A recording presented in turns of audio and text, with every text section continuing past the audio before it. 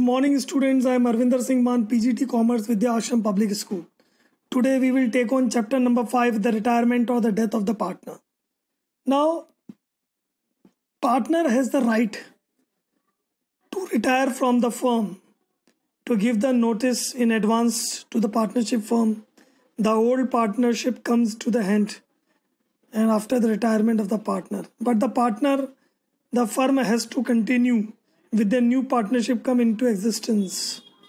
अब जो retiring partner होगा वो क्या क्या लेके जाएगा? शेयर इन गुडविल लेके जाएगा, जो उसका हिस्सा है गुडविल के अंदर वो लेके जाएगा।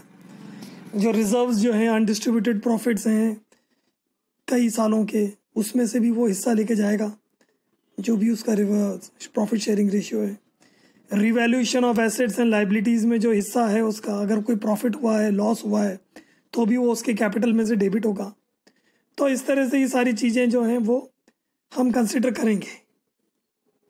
Now we have to see the calculation of new profit sharing ratio.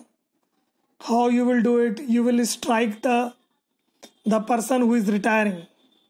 जैसे एक्स, ये पहला इलस्ट्रेशन XYZ है। अगर एक्स अगर रिटायर हो रहा है तो हम एक्स को स्ट्राइक कर देंगे, तो बचेगा क्या? 2:1। वाई रिटायर हो रहा है तो वाई को स्ट्राइक कर देंगे तो 3:1 बचेगा।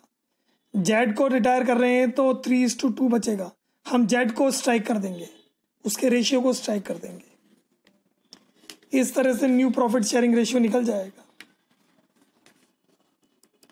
Now sometimes the remaining partner purchase the share of retiring partner in the same specified proportion. अगर ये कहा गया है कि भाई वो इस प्रपोर्शन में लेंगे जो जाने वाले पार्टनर का हिस्सा, तो वो उसी रेशियो में उनको देना होगा। जैसे इलस्ट्रेशन नंबर 3 है। इलस्ट्रेशन नंबर 3 के अंदर अगर आप देखेंगे तो ABC का जो रेशियो है वो 5:4:3 है। B रिटायर हो रहा है और B का हिस्सा वो इक्वली बांटेंगे A और C। तो B का हिस्सा क्या है? 4/5 और 4 9 और 3 12, तो ये हो जाएगा 3/12 जो उसका हिस्सा है। 3/12 का हम आधा कर देंगे तो 1/12 हो जाएगा। तो 1/12 तो हम जोड़ देंगे 5/12 में, ये हो जाएगा ना, तो 4/12। बी का 4/12 है, उसका आधा है 2/12, तो 2/12 जोड़ देंगे हम ए में और 2/12 जोड़ देंगे सी में। इस तरह से उनका जो नया फंक्शन होगा वो होगा 7:5, जो नया रेशियो है। Now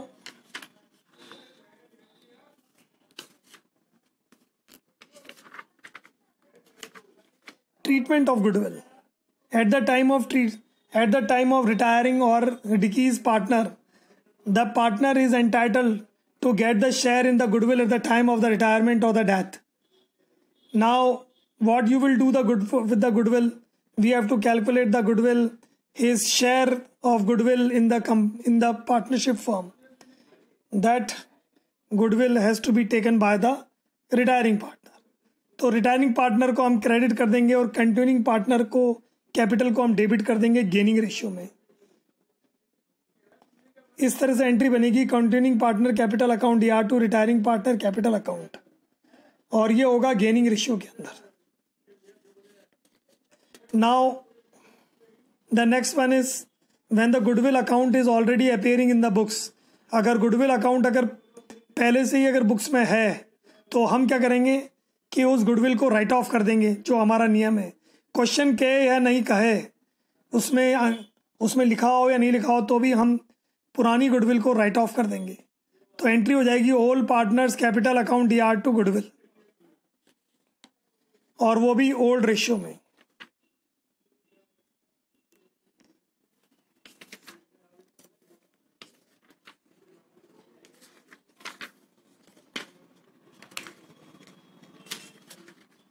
Now the next one is sometimes what happened, the adjustment of accumulated profit and reserves. For distributing reserves and accumulated profit, general reserve fund and profit and loss account को हम debit करेंगे और all partner capital account और current account को credit कर देंगे, क्योंकि ये हिस्सा वो लेके जाएंगे। जो अनडिस्ट्रीब्यूटेड प्रॉफिट है वो उसका पूरा का पूरा क्रेडिट ऑल पार्टनर्स, सभी पार्टनर्स को दिया जाएगा ओल्ड रेशियो में। डिस्ट्रीब्यूटिंग द एक्यूमुलेटेड लॉसेस, जितने भी लॉसेस हुए हैं उसके लिए भी वही मेथड रहेगा। All partners capital account D R को डेबिट कर देंगे, क्योंकि लॉस में कैपिटल डेबिट हो जाती है, to profit and loss account, वो भी ओल्ड रेशियो में। एंड द लास्ट इज, अगर कोई स्पेसिफिक रिजर्व अगर है, इन्वेस्टमेंट फ्लक्चुएशन रिजर्व है, वर्कमैन कंपनसेशन रिजर्व है, तो इनको भी हम पार्टनर्स में बांट देंगे। तो एंट्री हो जाएगी workman compensation reserve account DR, investment fluctuation reserve account DR to all partners capital account. In this way it will be distributed. Now the next topic is the payment of the amount of the retiring partner. When the amount due to the retiring partner ascertained after all the adjustment, सभी adjustment करने के बाद जो partners को जो amount दिया जाना है वो अगर आ जाता है तो फिर हम वो उनको दे देंगे. If the amount is paid in the cash by the cheque, तो retiring partner capital account DR to cash और टू बैंक, तो पेमेंट कर देंगे हम अगर उनका पैसा बनता है तो. If the amount is not been paid in the cash, तो then it transfer to the loan account. तो रिटायरिंग पार्टनर कैपिटल अकाउंट को तो बंद कर देंगे और रिटायरिंग पार्टनर लोन अकाउंट को खोल देंगे. Okay, thank you students and have a